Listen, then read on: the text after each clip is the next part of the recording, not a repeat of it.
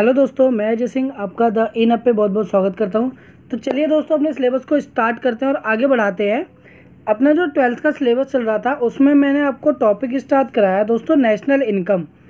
और ये जो हमारा नेशनल इनकम का टॉपिक है दोस्तों, ये थोड़ा सा आगे बढ़ चुका है। इसमें मैं आपको कई एग्रीगेट्स बता चुका हूँ। मैं इसमें आपको नेशनल इनकम, डोमेस्टिक इनकम के बारे में बता चुका हूँ।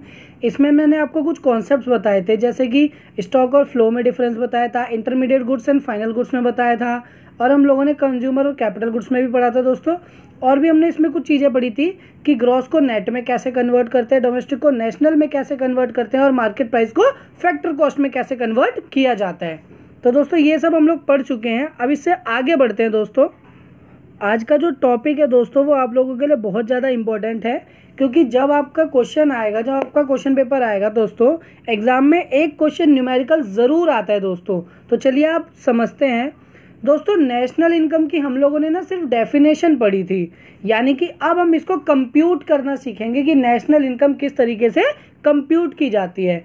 दोस्तों नेशनल इनकम कंप्यूट करने के 3 मेथड्स होते हैं दोस्तों। देखो क्या लिखा है, methods for the computation of national income. National income को कंप्यूट करने के 3 मेथड्स होते हैं। पहला होता है वैल्यू एडिड मेथड, जिसको हम प्रोडक्ट मेथड नाम से भी जानते हैं। दूसरा होता है हमारा इनकम मेथड। तीसरा होता है हमारा एक्सपेंडिचर मेथड दोस्तों। तो हम इसे तीनों मेथड से नेशनल इनकम कैसे कैलकुलेट करते हैं, कैसे कंप्यूट करते हैं, हमें वो पढ़ना है। तो दोस्तों एक एक मेथड को बहुत ध्यान से समझेंगे और इसके न्यूमेरिकल भी करेंगे दोस्तों। एक क्वेश्चन 6 नंबर का 110% आता ही आता है दोस्तों, वो आएगा भी। चलिए दोस्तों हम इसको आगे बढ़ते हैं और एक एक करके तीनों मेथड्स को समझते हैं कि ये हैं क्या।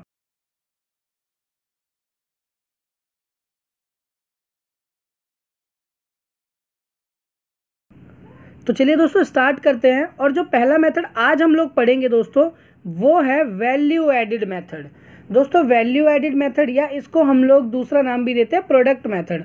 तो चलिए स्टार्ट करते हैं दोस्तों, होता क्या है। तो दोस्तों वैल्यू एडिड मेथड समझने से पहले ना हमें कुछ बातें समझनी पड़ेंगी कि भैया वैल्यू एडिड मेथड यानी कि वैल्यू एडिड होता क्या है। सबसे पहले तो आपको ये समझना पड़ेगा दोस्तों कि वैल्यू एडिड क्या होता है। बिना वैल्यू एडिड को समझे हम आगे नहीं बढ़ सकते कि भैया ये मेथड हमसे कहता क्या है। तो चलिए एक चीज़ समझते हैं दोस्तों। सबसे पहले वैल्यू एडिड क्या होता है दोस्तों, इस मेथड को हम समझते हैं। ये मेथड हमसे कहता है, देखो मान लो मैं एक ट्रेडर हूँ, मैं मार्कर बनाने का काम या मैंने बेचने का काम करता हूँ। एक जगह से मार्कर खरीदता हूँ और दूसरी जगह मैं उसको बेच देता हूँ। तो मान के चलो दोस्तों मैंने 10 रुपये में मार्कर खरीदा और मैंने 20 रुपये में बेच दिया। मैंने उस मार्कर की वैल्यू में कितना एडिशन करके बेचा है, 10 रुपये का।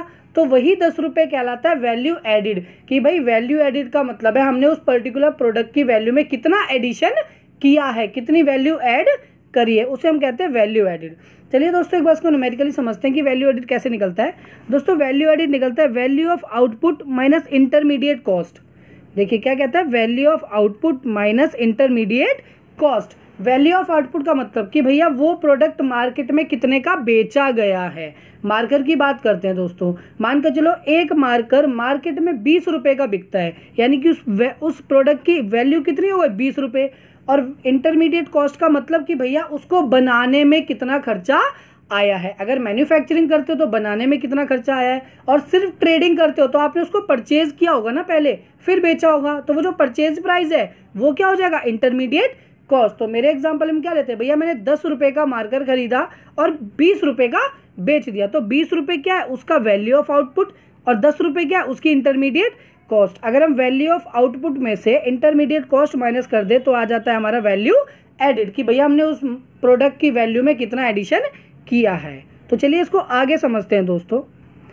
एक चीज तो हमें समझ आ गई कि भैया वैल्यू एडिड कैसे निकलता है।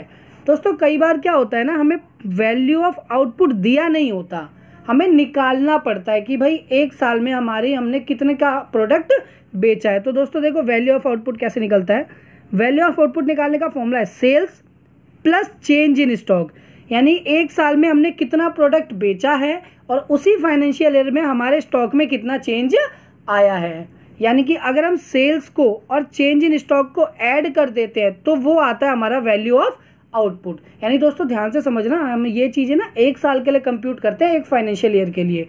तो वैल्यू ऑफ आउटपुट निकालने का फॉर्मूला क्या हो गया, सेल्स ऐड कर दो, उसमें चेंज इन स्टॉक को जोड़ दो। सेल्स और चेंज इन स्टॉक को जैसे ही आप जोड़ोगे तो क्या आ जाएगा, वैल्यू ऑफ आउटपुट। और दोस्तों चेंज इन स्टॉक आपको पता है कैसे निकलता है, आप कॉमर्स वाले अगर स्टूडेंट तो आपको बहुत अच्छे से पता होना चाहिए कि क्लोजिंग स्टॉक में से अगर हम अपना ओपनिंग स्टॉक माइनस कर देते हैं तो चेंज इन स्टॉक आ जाता है।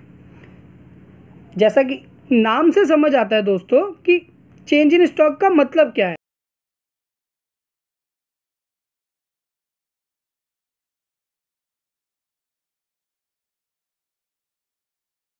चेंज इन स्टॉक का मतलब है कि भैया हमारे स्टॉक में एक साल में कितना चेंज आया है, लास्ट में कितना बचा, अगर उसमें से हम स्टार्टिंग में हमारे पास कितना था तो माइनस कर दे। दोस्तों मान के चलो साल के एंड में हमारे पास 50 यूनिट का स्टॉक बचा और स्टार्टिंग में 30 यूनिट का था, तो अगर हम 30 में से 50 में से 30 यूनिट माइनस करते तो 20 जो आया वो हमारा चेंज इन स्टॉक आ गया कि भैया लास्ट में कितना स्टॉक है माइनस स्टार्टिंग में कितना स्टॉक था, तो हमारा क्या आ जाएगा, change in stock. Change in stock और सेल्स को ऐड कर दो तो आ जाएगा वैल्यू ऑफ आउटपुट। यानी कि अभी हमने सिर्फ सीखा वैल्यू एडिड कैसे निकालते हैं, value of output minus intermediate cost, और वैल्यू ऑफ आउटपुट अगर हमें नहीं दे रखा तो वैल्यू ऑफ आउटपुट निकालने का फॉर्मूला हमारे पास क्या है, sales plus change in stock.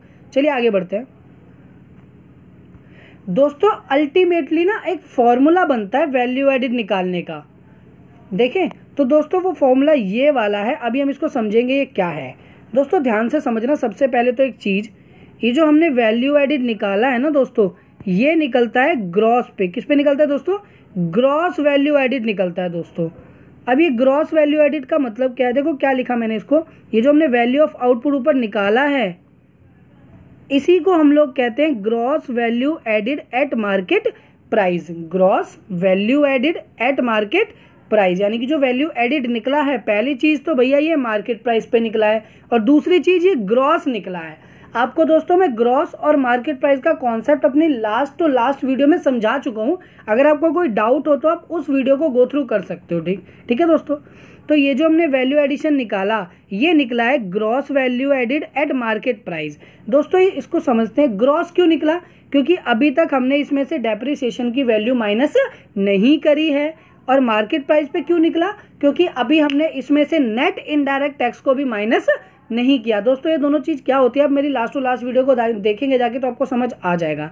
यानी कि अल्टीमेटली वैल्यू एडिड निकलता है क्या है, gross value added eight market price, जिसको हम शॉर्ट में GVMP कहते हैं। तो मैंने एक फॉर्मूला बना दिया, जो हम लोगों का फॉर्मूला बनता है GVA निकालने का, वो क्या बनता है, sales plus change in stock minus intermediate cost. देखो दोस्तों डायरेक्ट भी तो हो सकता है ना, value of output minus intermediate cost. Sales में चेंज इन स्टॉक ऐड करोगे तो ऑटोमेटिकली क्या निकलता है, वैल्यू ऑफ आउटपुट। यानी कि हमारा जो अल्टीमेटली फॉर्मूला बना है GVMP निकालने का वो ये बना है दोस्तों, समझ के चलना, sales plus change in stock minus intermediate consumption. चले अब देखिए मैंने ना यहाँ पे कोई नोट लिखा है, नोट याद रखना दोस्तों। देखो क्या लिखा है, sales includes domestic sales as well as export.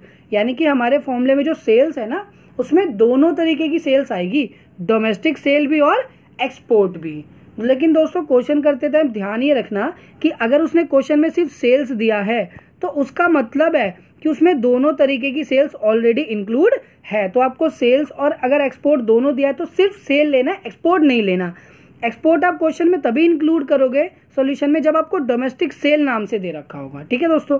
और आगे देखते हैं, एक और नोट है कि भैया intermediate cost includes domestic purchases as well as imports. यानी कि इंटरमीडिएट कॉस्ट जो परचेज है वो भी हमारी इंटरमीडिएट कॉस्ट है कि भैया हमने कितने अमाउंट में परचेज किया है, तो परचेज में डोमेस्टिक परचेजेस भी आएंगी और इम्पोर्ट्स भी आएगा। चलिए आगे बढ़ते हैं।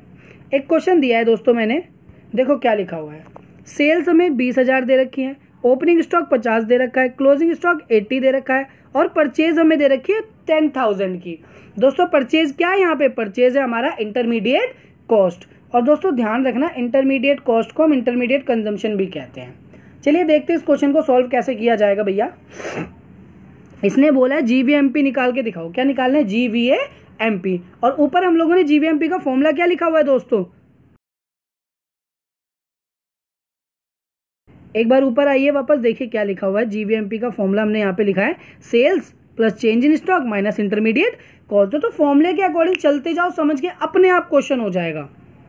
चलिए कैसे सॉल्व कर रहे हैं, GVMP का हमने फॉर्मूला लगाया, sales plus change in stock minus intermediate cost. Sale कितनी थी 20,000, चेंज इन स्टॉक कैसे निकलेगा, closing stock minus opening stock, यानी कि हमने 80 माइनस 50 कर दिया, 30 आ गया हमारे पास।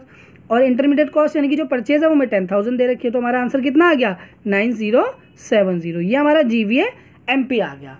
दोस्तों अभी तक हमने अपनी वीडियो में यहाँ तक ना सिर्फ जीवीए एमपी निकालना सीखा है, जबकि वैल्यू एडिड मेथड से हम निकाल क्या रहे हैं, हम लोग निकाल रहे हैं अपना नेशनल इनकम। तो देखिए अभी हमने सिर्फ जीवीए एमपी कैलकुलेट किया है, तो नेशनल इनकम कैसे निकलेगा दोस्तों, आइए इसको आगे समझते हैं हम लोग। देखिए दोस्तों ये जो जीवीए एमपी हमने निकाला ना दोस्तों, ये सिर्फ एक फर्म का निकला है। किसका निकला दोस्तों, एक फर्म का। और हमें पता है हमारी कंट्री में बहुत सारी फर्म है, फर्म ए, firm B, firm C, firm D, बहुत सारे एग्जांपल ले सकते हो आप लोग। लेकिन हम क्या करते हैं, मेन ना हमने 3 कैटेगरीज बनाई है। आपको पता है 3 तरीके के सेक्टर्स होते हैं कंट्री में, प्राइमरी सेक्टर, सेकेंडरी सेक्टर और टर्सरी सेक्टर दोस्तों, जिसको हम सर्विस सेक्टर नाम भी देते हैं। तो हम क्या करते हैं, तीनों सेक्टर्स के जीवीए को ऐड करो।